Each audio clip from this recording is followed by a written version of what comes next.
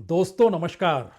2016 में पहली बार प्रधानमंत्री नरेंद्र मोदी ने खुले मंच से जब यह कहा था कि मेरा देश बदल रहा है, तब शायद किसी भी राजनीतिक दल ने यह सोचा नहीं होगा वाकई यह देश बदल रहा है और बदलते बदलते इतना बदल जाएगा कि उनकी अपनी राजनीतिक जमीन खत्म हो जाएगी।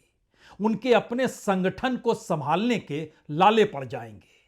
इस देश के भीतर की सामाजिक और आर्थिक परिस्थितियां झटके में बदलती हुई दिखाई देने लगेगी और उन परिस्थितियों के अक्स तले 2022 में जब पहली बार राहुल गांधी ने यह ऐलान किया कि वह भारत जोड़ो यात्रा निकालेंगे, उस वक्त राष्ट्रीय स्वयंसेवक संघ को भी इसका एहसास नहीं था वाकई राहुल गांधी इस देश को नाप लेंगे और इस देश के सामने जो मुद्दा उभर कर आएगा वह उनको अपने राजनीतिक परिस्थितियों के भीतर चुनौती देने लग जाएगा।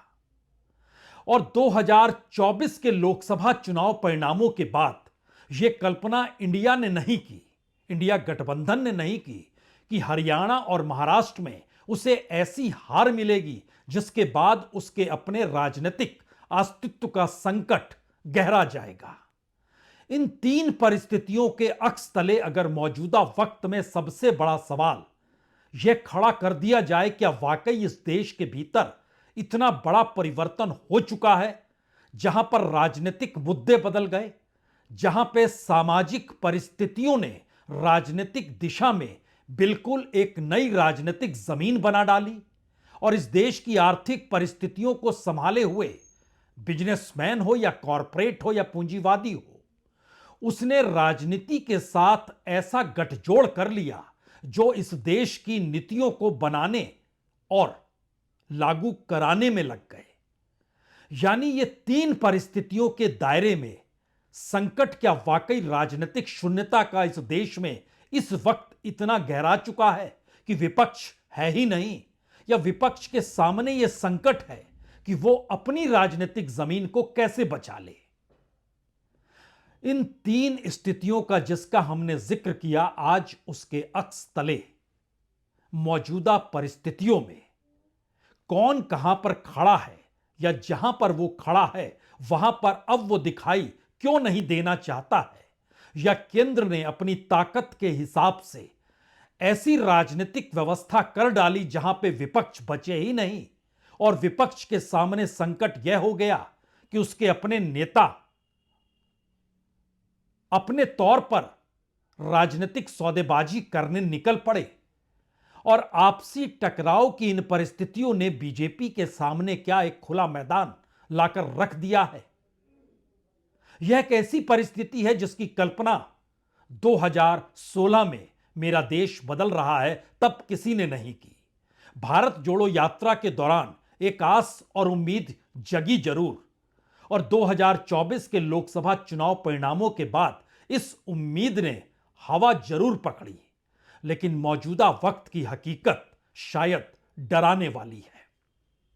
यह इसलिए डराने वाली है क्योंकि जिस राजनीतिक विचारधारा के आसरे ताना बाना इस देश के विपक्ष ने इंडिया गठबंधन को बनाकर बुना, अब वही तार तार हो रहा है। क्या यह कल्पना भी की जा सकती है कि बीजेपी के साथ राजनीतिक सौदेबाजी आरएसएस के दरवाजे के जरिए हो? यानी संघ के प्रति राय बेहतर रख लीजिए तो बीजेपी के साथ आपका गठबंधन मजबूत हो सकता है, या फिर आप में एक वैचारिक परिवर्तन बीजेपी और उसकी सत्ता देखेगी और आपसे निकटता हासिल कर लेगी। बड़े बड़े कद्दावर नेताओं को लेकर इंडिया गठबंधन का जो ताना बाना बुना गया, उसके अक्स तले शायद सबसे बड़ी मुश्किल अब तमाम राजनीतिक दलों की यही है कि वह विकल्प दे पाने की स्थिति में नहीं है। विकल्प तो दूर की बात है, चुनौती तक दे पाने की स्थिति में नहीं आ पा रहे हैं क्योंकि वक्त बीतता जा रहा है, संगठन गायब हो रहा है और राजनीतिक तौर पर जो महत्ता या जो अधिकार और विशेषाधिकार मिलने चाहिए उससे ज्यादा दिन तक दूर रह नहीं सकते हैं। तो आज शुरुआत कहां से की जाए? यह शुरुआत तो इस देश के सबसे माहिर पॉलिटिशियन से ही होनी चाहिए। नाम है शरद पवार। शरद पवार उस दौर में अडानी के करीब खुद को दिखा रहे थे जिस दौर में इंडिया गठबंधन के भीतर राहुल गांधी अडानी को राष्ट्रीय मुद्दा बनाकर प्रधानमंत्री मोदी को घेर रहे थे। अपनी निकटता का खुला बखान शरद पवार करने से चूके नहीं और अडानी ने भी निकटता शरद पवार के साथ बाखूबी दिखाई। कुछ पुराने पन्ने पलटे गए तो यह खुलकर साफ भी हुआ कि कॉरपोरेट के साथ यारी इस देश में शरद पवार की कोई आज की नहीं है। वह तो बहुत कम उम्र में महाराष्ट्र के मुख्यमंत्री बन गए और जिस तेजी के साथ उन्होंने कांग्रेस को 2 दशक पहले तोड़ा और खुद अपनी पार्टी बनाई, उसके बाद उनकी निकटता इस देश के कॉरपोरेट हाउसेस के साथ कैसी रही यह भी छुपा हुआ नहीं है। लेकिन मौजूदा सच क्या है?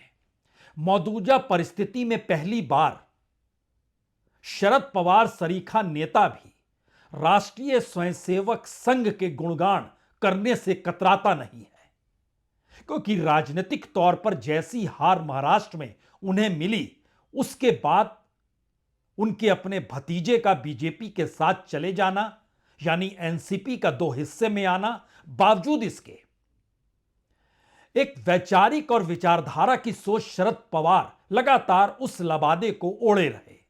लेकिन आज जब अपने कार्यकर्ताओं के बीच गए तो उन्होंने बहुत साफ तौर पर कहा कि दरअसल आरएसएस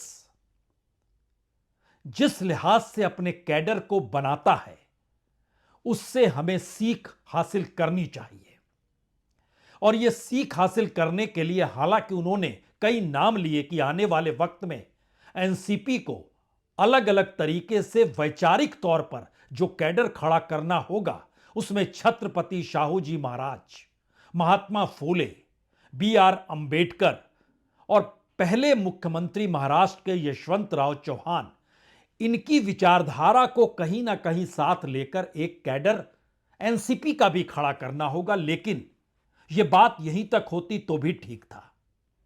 बात तो यह हुई कि संघ की भूरी भूरी प्रशंसा करते हुए उन्होंने साफ तौर पर कहा, आरएसएस के पास प्रतिबद्ध कार्यकर्ता हैं जो उसकी विचारधारा के प्रति अटूट निष्ठा दिखाते हैं और चाहे कुछ भी हो जाए अपने मार्ग से विचलित नहीं होते। ध्यान दीजिए, इस दौर में हर पॉलिटिकल पार्टी टूटी है।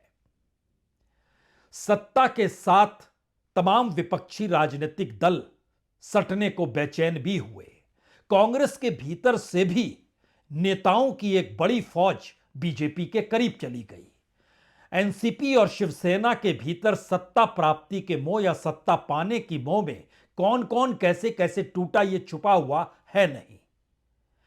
और जब सत्ता नहीं मिली यह तो ठीक है, लेकिन सत्ता कैसे मिलेगी यही सवाल अगर गायब हो जाए तो फिर सिवाय इसके कि सत्ता के साथ हम जोली कर लें कोई दूसरा रास्ता बचता नहीं है। और धुरंधर पॉलिटिशियन शरद पवार को संघ की भूरी भूरी प्रशंसा तब करनी पड़ती है जब चंद महीनों पहले तक वह खुले तौर पर इस देश में संघ को नफरत फैलाने वाला, बीजेपी को इस देश में लड़ाने वाला और इस देश के सामाजिक ताने बाने को तोड़ने वाली पार्टी के तौर पर भाजपा को मान रहे थे, खड़ा कर रहे थे। और अब वो अपने कार्यकर्ताओं से कह रहे हैं कि आप भी संघ की तर्ज पर स्वयंसेवकों की एक कतार अपने भीतर खड़ी कर डालिए। और इसके पीछे का संदेश बहुत साफ है कि आने वाले वक्त में बीजेपी के साथ एनसीपी नजर आएगी। और माना तो यह भी जा रहा है कि 18 तारीख तय है जब सुप्रिया सूले मोदी कैबिनेट में मंत्री हो सकती हैं। यानी तब अच्छे दिनों की शुरुआत जो 14 मकर संक्रांति के बाद जो होती है, उसके बाद की परिस्थिति में बेहतरीन दिन एनसीपी के महाराष्ट्र के भीतर आएंगे। तो क्या महाराष्ट्र में विपक्ष की राजनीति पूरे तरीके से ध्वस्त हो गई? क्योंकि उद्धव ठाकरे की पार्टी भी अपने तौर पर वहां के मुख्यमंत्री का गुणगान यूं ही नहीं कर रही है। वह भी जानती है कि आने वाले वक्त में जो भी चुनाव होंगे उस चुनाव की डोर दिल्ली में बैठी बीजेपी सत्ता अपने हाथों में रखती है। तो आप चुनाव जीत कैसे सकते हैं? और जब चुनाव जीत नहीं सकते और यह मैसेज खुले तौर पर बीजेपी भी दे रही है, दिल्ली में बैठी सत्ता के धुरंधर भी दे रहे हैं, और राजनीतिक तौर पर आप इसका विरोध भी करते हैं कि इस चुनाव का कोई मतलब नहीं बचा है, तो ऐसे में फिर राजनीति कैसे की जाए जब जीत हार की राजनीति में चुनावी सत्ता प्राप्त करने के लिए आप लगातार संघर्ष कर रहे हो और पूरा का पूरा संगठन भी उसी दिशा में बढ़ रहा हो।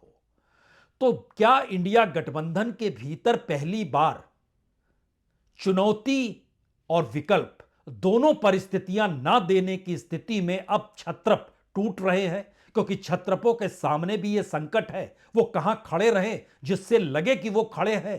क्या ऐसा संकट आ चुका है? और महाराष्ट्र की राजनीति में शरद पवार का यह पहल अपने आप में बहुत कुछ दिखला जतला देता है।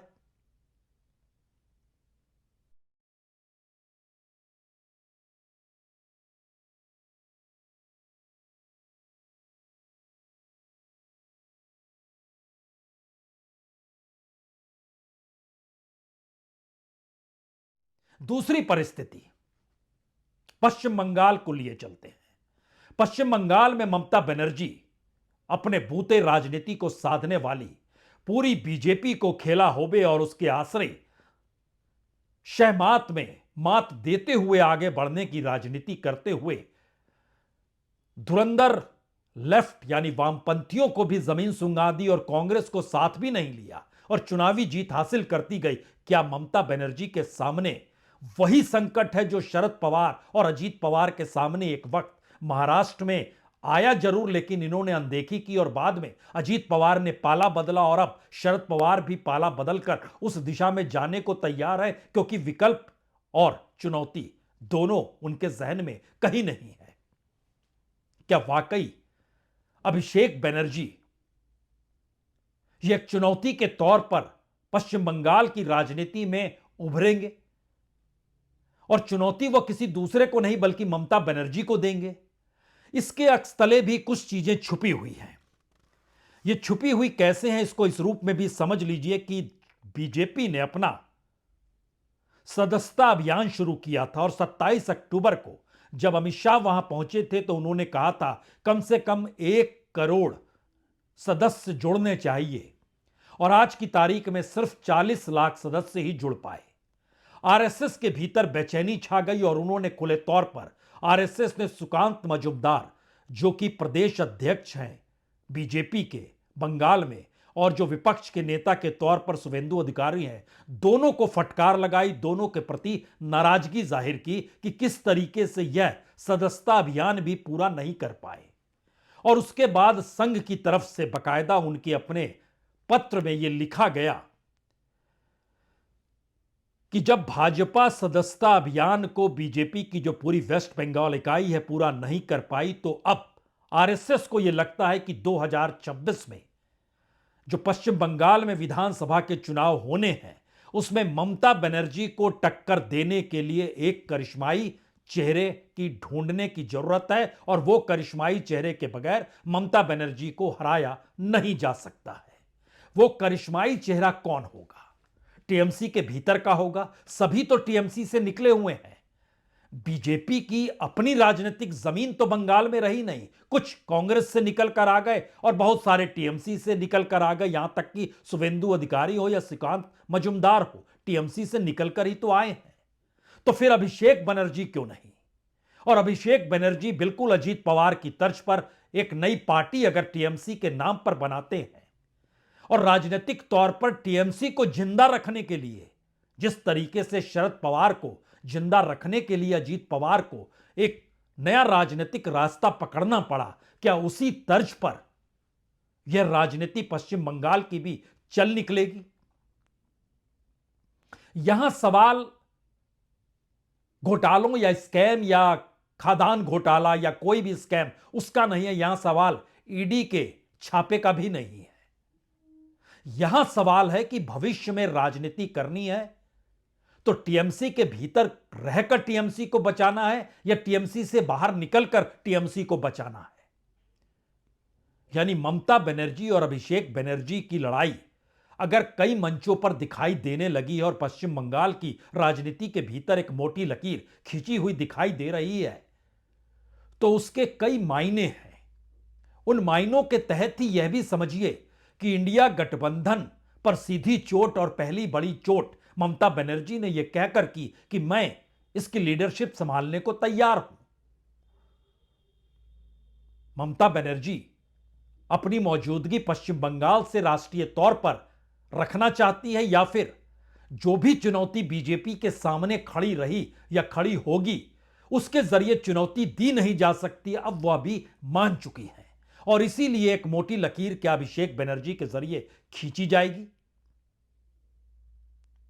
और उसके चंद महीनों के बाद चूंकि अब वहां पर 2026 के अप्रैल मई में चुनाव भी होने हैं, तो 2026 से पहले जो मौजूदा चेहरे हैं, शुभेंदु अधिकारी का चेहरा 2021 में सामने लिया गया लेकिन सफलता नहीं मिली से आरएसएस बाखूबी कह रही है।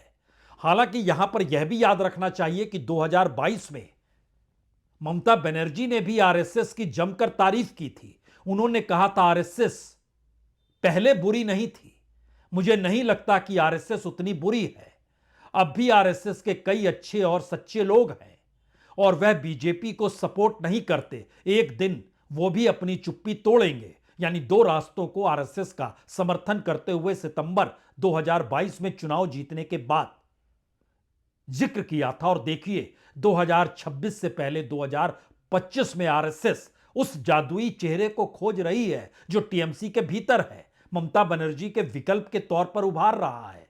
और ममता बनर्जी की राजनीति भी अभिषेक बनर्जी की राजनीति को उचका रही है। और इन सब के बीच इंडिया गठबंधन को दिशाहीन बताने से कोई चूक नहीं रहा। सिर्फ बंगाल क्यों, कश्मीर से उमर अब्दुल्ला भी कहते हैं यह कैसी लीडरशिप है, कौन सी लीडरशिप है जिसका कोई मतलब और मायने नहीं है। यानी राजनीतिक तौर पर हर वो परिस्थिति संघ के अनुकूल या संघ के जरिए राजनीति साधने की दिशा में बढ़ रही है। यहां पर हालांकि महाराष्ट्र का जिक्र एक बार फिर करना चाहिए क्योंकि अजीत पवार की मां आशाताई पवार, उन्होंने कहा कि पत्रकारों से बातचीत करते हुए कहा कि परिवार के पुनर्मिलन के लिए वो प्रार्थना करती हैं। और उसके बाद प्रफुल्ल पटेल ने क्या कहा, उन्होंने कहा हम भले ही अलग राजनीतिक रास्ता अपना चुके हों लेकिन शरद पवार साहब के प्रति हमारे मन में हमेशा सम्मान रहा है। अगर परिवार यानी पवार परिवार में एकीकरण होता है तो बहुत खुशी होगी क्योंकि शरद पवार को वह अपना नेता मानते आए हैं और वह तो भगवान सरीखे हैं। राजनीति का यह मिजाज वैचारिक तौर पर, विचारधारा के तौर पर, मुद्दों के तौर पर क्या पहले था? और बड़े बड़े कद्दावर नेताओं के तौर पर शरद पवार और ममता बनर्जी को तो आंका गया है, लेकिन इस दौर में क्या चुनौती दे पाना उनके लिए कठिन है। एक तीसरी परिस्थिति बिहार और उत्तर प्रदेश से भी उभरती है। बिहार में तो इसी बरस के आखिर तक चुनाव होने हैं और वहां पर इस पूरी परिस्थिति में अगर तेजस्वी यादव यह कहने से चूकते नहीं कि इंडिया गठबंधन का मतलब सिर्फ लोकसभा चुनाव तक ही था, तो अगला शोर यह भी मचेगा तो हरियाणा चुनाव और महाराष्ट्र चुनाव से पहले यह बातें निकलकर क्यों नहीं आई? और यह ज्ञान बिहार इलेक्शन से पहले उसी बरस के शुरू में क्या हो गया? क्या यह सिर्फ एक बार्गेनिंग सिचुएशन है जिसमें राजनीतिक तौर पर ज्यादा टिकट कांग्रेस के साथ साझा ना करनी पड़े, उस दिशा में बढ़ते हुए कदम है? आप कह सकते हैं आरजेडी इस दिशा में सोच रही है या सोचना शुरू कर चुकी है, लेकिन अगला सवाल एक और है, क्या आरजेडी अपने बूते जिस तर्ज पर 2020 में तेजस्वी यादव जिस चकाचौंध को ठेंगा दिखाते हुए लोगों की भीड़ के बीच रैलियां कर रहे थे और एक के बाद एक उनकी रैली ना सिर्फ सफल हो रही थी बल्कि एक ऐसे नेता का उदय बिहार देख रहा था जिसमें नीतीश कुमार को चुनौती देने के लिए तेजस्वी यादव काफी दिखाई देते थे, अपने तौर पर वो मजबूत थे। लेकिन इस दौर में और 2022 की यात्रा के बाद जब राहुल गांधी की यात्रा हुई और उसके बाद जब इंडिया गठबंधन बना, तो उस दौर में तो बेंगलोर की बैठक में ममता बनर्जी ने भी कहा था Rahul is our leader, Rahul हमारे नेता हैं। वो तेजस्वी यादव हो या अखिलेश यादव, वो सभी जानते थे कि दरअसल उस भारत जोड़ो यात्रा ने एक बड़ा व्यापक परिवर्तन विपक्ष की राजनीति में किया है जिसका सिरा कांग्रेस के पास है, जिसके छोर पर राहुल गांधी बैठे हुए हैं। लेकिन कांग्रेस चुनावों में लगातार असफल होती चली गई हरियाणा में खासतौर से उसकी हार को बर्दाश्त कर पाने की स्थिति में इंडिया गठबंधन का कोई पार्टनर नहीं था। और राजनीतिक सफलता ना मिले तो फिर प्रभाव से क्या होगा, यह एक तात्कालिक परिस्थिति उभरकर खुलकर सामने आ गई।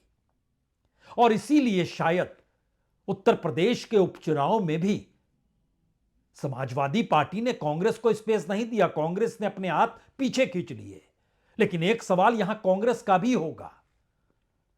महाराष्ट्र चुनाव के बाद कांग्रेस जिस तर्ज पर ईवीएम को लेकर सवाल खड़ा कर रही थी, तो क्या कांग्रेस को इस दौर में कम से कम 2 साल के लिए अपने आप को चुनाव से अलग नहीं कर लेना चाहिए? उसे नहीं कह देना चाहिए कि इस देश के भीतर ईवीएम के जरिए वो चुनाव नहीं लड़ेगी।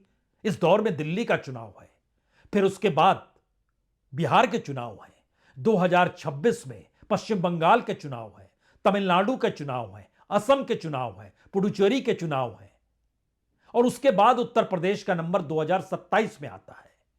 लेकिन ध्यान दीजिए, इस दौर में अपने बूते चुनाव लड़ पाने की स्थिति में कांग्रेस सिर्फ असम में है। लेकिन असम के भीतर भी जिन नेताओं को शीर्ष पर रखा गया है, क्या उनके आसरे कांग्रेस चुनाव जीत सकती है? कांग्रेस के भीतर इन बातों को लेकर चर्चा हो रही है या नहीं हो रही है, यह एक दूर की बात है। लेकिन अपने ही गठबंधन और छत्रपों के सामने आए संकट का निदान कैसे किया जाए, इस रास्ते को कोई भी परखना, सोचना, बैठक कर चिंतन करना नहीं चाहता है।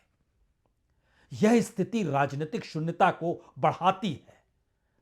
और शायद यही वो वजह है जिसमें संघ भी एक रास्ता बन सकता है, और शरद पवार हो या पश्चिम बंगाल का रास्ता हो, वह इस दिशा को तय कर सकता है। यह कल्पना के परे है। और इसका अगला पासा तो खुले तौर पर यह कहने से हिचकता नहीं है कि अगर वाकई आम आदमी पार्टी को या केजरीवाल को कांग्रेस को ठिकाने लगाने के लिए बीजेपी और शुरुआती दौर में आरएसएस ने आंदोलन के वक्त समर्थन किया, और मौजूदा वक्त में अरविंद केजरीवाल के साथ अखिलेश यादव हो या ममता बनर्जी हो, या फिर महाराष्ट्र से आती हुई आवाज वो एनसीपी की हो या उद्धव शिवसेना की हो, सभी जिक्र केजरीवाल का दिल्ली के चुनाव को लेकर कर रहे हैं। लेकिन एक क्षण के लिए सोचिए कि अगर इस दौर में महाराष्ट्र की राजनीति के तर्ज पर या हरियाणा के चुनाव परिणाम की तर्ज पर दिल्ली के चुनाव परिणाम आ गए, तो फिर यह छत्रपों का जमघट भी कहां बचेगा? यानी विकल्प की परिस्थितियां धीरे धीरे कैसे खत्म हो जाए और खत्म कर दी जाए, इसके लिए ईडी की छापेमारी की अब जरूरत नहीं है। इसके लिए अब कॉरपोरेट की पाइपलाइन को काटने की जरूरत नहीं है, क्योंकि कॉरपोरेट तो खुले तौर पर मौजूदा वक्त में यह मान चुका है कि अगर वह बीजेपी के साथ नहीं खड़ा है तो फिर उसका अपना नेटवर्थ या उसका अपना विस्तार नहीं हो पाएगा। राजनीति की यह परिस्थिति जहां कॉरपोरेट और इस देश की इकोनॉमी, जहां पर समाज के भीतर का गठजोड़ और सांस्कृतिक मुद्दे इस रूप में उभार भरने लगे कि कोई पार्टी खुलकर कहे कि आप हमारे साथ हैं तो आप राष्ट्रवादी हैं, हमारे साथ हैं तो आप हिंदूवादी हैं, हमारे साथ हैं तो आप सत्ता की मलाई खा सकते हैं, और चुनौती देने के लिए सामने कोई नहीं, मैदान बिल्कुल साफ। ऐसी राजनीतिक शून्यता तो इससे पहले कभी नहीं थी। और शायद यही वो वजह है जिस वजह से आप मौजूदा राजनीतिक बिसात पर सिर्फ और सिर्फ बीजेपी और आरएसएस को देख पा रहे हैं। बीजेपी के विरोध में भी आरएसएस कोई कदम आज नहीं तो कल उठा ले, इस उम्मीद और आस में राजनीतिक सांसें कई छत्रप ले रहे हैं कि शायद उसके रास्ते कुछ बन जाएं। यानी अपने बूते मुद्दों के आसरे संघर्ष कर पाने की स्थिति में क्या किसी भी पॉलिटिकल पार्टी के कार्यकर्ताओं या संगठन का कुछ भी नहीं बचा है? और ऐसी परिस्थिति भारत की राजनीति के सामने आकर खड़ी हो चुकी है। यह परिस्थिति इससे पहले कभी नहीं थी। और उसके बाद अब गिनते चले जाइए, अगले महीने दिल्ली में चुनाव है, सितंबर आते आते बिहार में चुनाव होगा, उसके बाद एक साथ 5 राज्यों में 2026 में अप्रैल मई में चुनाव होंगे। उसमें असम होगा, पश्चिम बंगाल होगा, तमिलनाडु होगा, केरल होगा, पुडुचेरी होगा, और फिर 2027 में राजनीति की यह समूची प्रयोगशाला उत्तर प्रदेश के भीतर जिस विधानसभा चुनाव में कूदेगी वह लकीर 2029 तक चली जाएगी और यह परिस्थिति मौजूदा वक्त में शायद विपक्ष की राजनीति को लेकर डरा रही है, क्योंकि कोई नेता, कोई कार्यकर्ता, कोई संगठन, कोई मुद्दा, किसी आश्रय, कौन कैसे खड़ा हो, सब कोई उसी चुनावी जीत के दायरे में जाकर फंस चुके हैं।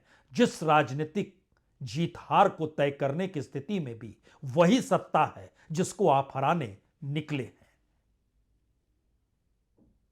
यह विडंबना नहीं, यह इस देश की हकीकत है। चुनावी राजनीति में आप हरा नहीं सकते हैं, मुद्दों के आश्रय खड़े हो नहीं पाते हैं, वैकल्पिक राजनीति कैसे दी जाए ये सोच बची नहीं, और चुनौती दे पाने के लिए संगठन चरमरा चुका है। तो फिर यही तो सवाल है।